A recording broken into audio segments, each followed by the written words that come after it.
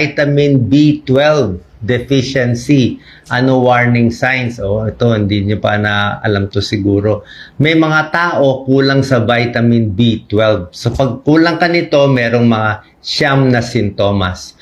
Actually, dapat alam natin to kasi pag kulang kayo sa vitamin B12, nagagamot ito. Baka kulang yung kinakain mo sa vitamin B12 or baka may problema ka sa tiyan, mga gastritis, ibang problema sa tiyan na hindi ma-absorb ng katawan vitamin B12. Maraming kulang sa vitamin B12. 5% on the average katao kulang sa B12. So sa 20 katao, 1 out of 20 kulang sa vitamin B12. Okay, bago ko bigay yung mga warning signs, ano ba itong B12? Ang vitamin B12, kailangan natin to sa paggawa ng red blood cell, pulang dugo. So, pag wala kang B12, hindi ka makagawa ng pulang dugo. Kailangan din ng vitamin B12 sa DNA, sa cell, yung genetic material sa cellula natin. Kaya paggawa ng blood cell, paggawa ng nerve cell, yung mga ugat natin sa kamay, sa paa, sa utak, sa spinal cord, kailangan natin ng B12. Ang requirement sa adult is 2.4 micrograms of vitamin B12 per day. Pag buntis, breastfeeding, mas marami ang kailangan. Okay, so ano tong 9 warning signs? Tingnan natin. Itong warning signs, medyo non-specific. Ibig sabihin, maraming sakit ito ang warning signs. Pero kung hindi ka gumagaling o ayaw gumaling itong senyalis mo, ipa-check natin yung B12. Baka kulang kayo dito. Number 1, fatigue. Pagod. So, bakit napapagod yung mga kulang sa B12? Paano anemic sila eh? Kulang sila sa red blood cell. Kaya pa-check nyo complete blood count, nakita nyo anemic. So, hindi siya makagawa ng red blood cell. Number 2, pallor, maputla. Paano anemic? Pero pwede rin madilaw. Yellow skin, yellow sa mata. So, bakit naninilaw yung mga taong kulang sa vitamin B12? Yung red blood cell kasi, siyempre, nasisira pag kulang sa B12. Pag nasira red blood cell, dumadami yung bilirubin sa dugo. Pag tumaas yung bilirubin, maninilaw yung tao. Parang jaundice tawag natin dyan. Number 3, possible sign ng B12 deficiency is headache. Simpleng headache, migraine na ayaw gumaling. Actually, nakakagulat tong pag-aaral. May isang pag-aaral, 180 people na may migraine, di ba? Ginagamot nila, masakit ang ulo, migraine, ayaw gumaling. Chinek nila yung vitamin B12 ng mga taong may migraine. Sa 180 people, kalahati sa kanila, 50% kulang sa B12. So baka may connection yun. Baka may connection bakit mababa yung B12 at nang-migraine. Kasi nga, migraine, utak din yan, nerves din yan, so baka yun. So, kung may migraine kayo na ayaw gumaling, wala namang masama. Mag-try kayo ng B-complex, B1, B6, B12, baka gumaling. Hindi naman sure, pero may possibility. Okay? So, based on statistics yan na pag may migraine, mukhang marami sa kanila kulang sa B12. Number 4, ito, nakakagulat din, depression, nadidepress. Tumingin sila ng maraming taong depressed, siguro marami din nakita nila sa mga may depressed, mababa din yung B12. So, nagtataka, bakit mababa B12? Depressed pala. Siyempre, depression, utak din yun eh, di ba? Central nervous system. At nakita nila, pag kulang ka sa B12, tumataas yung homocysteine levels. Masama yung homocysteine eh. Parang cholesterol yan, nakakabara din sa puso. So, pag mataas homocysteine, mataas yung oxidative stress. Ibig sabihin, nasisira yung cell. Nasisira yung DNA. Kaya pag depressed kayo, ayaw gumaling, walang ibang dahilan, walang masama, i-check ang vitamin B12 sa dugo. Kung mababa, ang gamutan, simple lang eh. Tableta na may B12, pwede may B1, B6, B12. Kung malala, mababa ang B12, ini-injection, intramuscular. Okay? Hindi mo pwede pababain to. Number 5, may problema sa tiyan. Okay? Kasi na-absorb dapat sa tiyan yung B12. So, pwedeng nagtatae, constipated, nasusuka. Pero itong mga sintomas, maraming sakit, diba? Nagtatae, constipated, nasusuka. So, kung wala na makita ibang dahilan, i-check na rin yung B12. Number 6, hirap mag-concentrate. Di ba sabi ko sa'yo, vitamin B12 nga sa utak to, sa nerves eh. So may problema, mabilis makalimot, hindi makafocus, may mental decline, mahina memory. So check din yung vitamin B12, baka kulang. Number 7, ito very common to, number 7. Yung may sugat-sugat dito, sa bibig, sa dila. Di ba, minsan siguro puro diet, hindi ka nakakain ng sapat ng pagkain may B12, nagsusugat, maraming singaw, may glossitis, dila, namamaga, stomatitis, maraming mga singaw-singaw, pwedeng kulang ka sa vitamin B12, vitamin B2, tsaka vitamin B3 yung niacin. Pwedeng kulang ka nito. So, kaya nga pag may sugat-sugat kayo, mag-vitamin B complex na kayo. B1, B6, B12, wala namang masama eh. Mamaya explain ko sa inyo. Number 8, ito common to. Manhid ang kamay, manhid ang paa. Di ba pag manhid kamay, paa nyo, punta kayo sa doktor nyo, ano bibigay sa inyo? Sigurado bibigyan kayo vitamin B complex. May tulong, baka may tulong. So bakit namamanhid? Ang tawag dyan, paresthesia. Okay? Paresthesia, ang cause is, very common is diabetic. Pag diabetic, nasisira yung nerves. Peripheral neuropathy, di ba? Yung nerve sa kamay, sa paa, manhid. Pero kung mababa ka sa vitamin B12, mamamanhid din.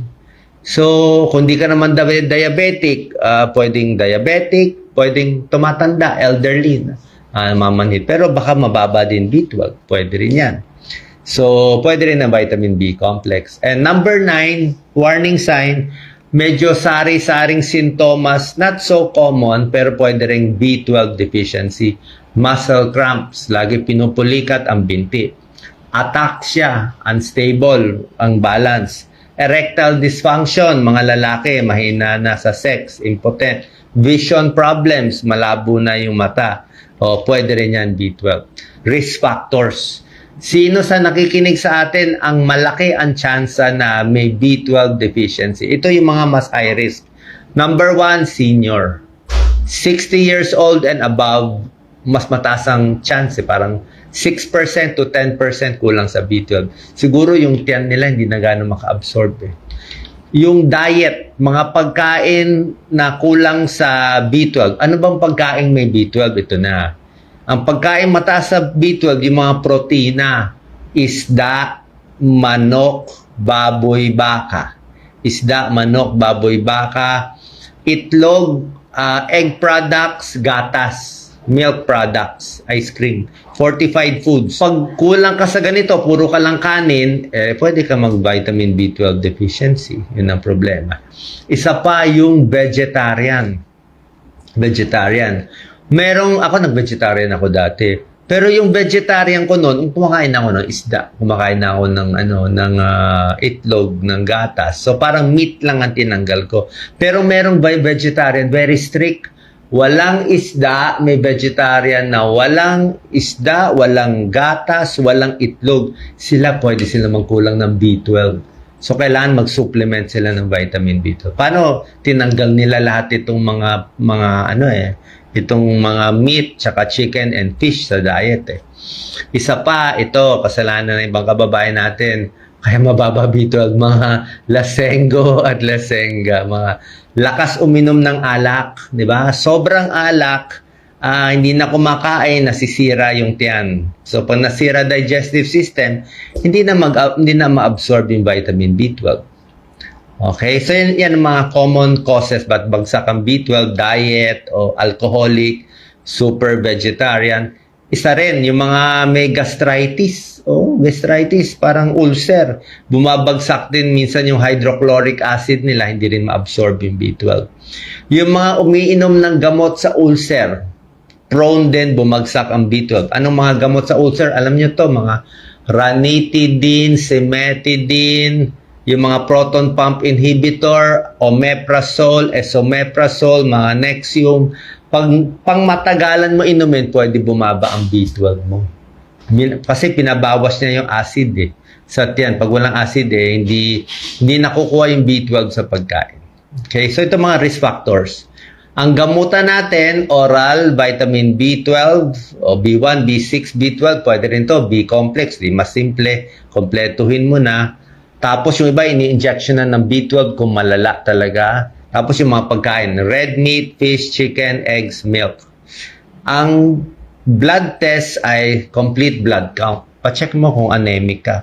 And merong testing sa B12. Vitamin B12 level test sa dugo. Vitamin B12 test, i-check dapat 150 per ml pataas ang normal. Pag 150 per ml below ang B12 mo, ibig sabihin kulang. Ito po, sinulat ko na lahat ni-research ko siya. So, dapat tigil alak, di ba? So, ano komplikasyon pag hindi ginamot ang B12? Pag ang komplikasyon nito, puro nerves, puro brain. Pwede ma-paralyze, o masira ang brain. Sa spinal cord, pwede masira. Pwede ma-brain damage, central nervous system. Pwedeng peripheral neuropathy, yung mga manhid, tuloy-tuloy na yon. O erectile dysfunction, pwede ma-depress. Pwedeng memory loss, at syempre, meron pang incontinence. Hindi na makontrol yung ihi. Hindi na makontrol yung dumi. So, simple lang ang gamutan niya. Check ang vitamin B12 kung kaya. And pwede mag-vitamin B complex, B1, B6, B12. Pero syempre, may pros and cons ang vitamin B complex. Syempre, paalam nyo sa doktor nyo magdi-decide. Lagi ko naman sinasabi, dagdag kaalaman lang to. Tsaka yung B12 deficiency, isang possibility lang siya. Eh kung may depressed ka, baka may problema ka talaga na iba. Baka hindi naman B12. Kung may migraine ka, baka may ibang problema. O, may Alzheimer's, may ulyanin, baka may ibang problema. Baka may stroke, may cholesterol na bara, pwede rin yun. Pero kung walang ibang dahilan, pwedeng B12. So kung uminom kayo ng B1, B6, B12, ano mangyayari?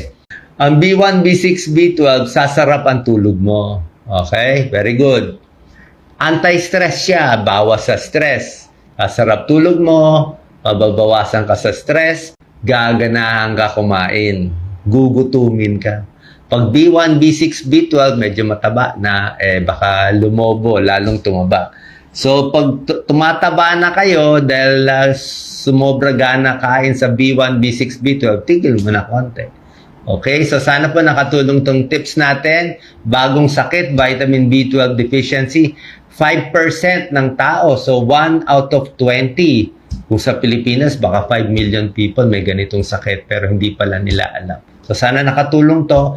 B12 sa pagkain, B12 sa vitamins, tignan natin ang pros and cons, pero syempre, ma-check tayo lagi sa inyong doktor. Salamat po.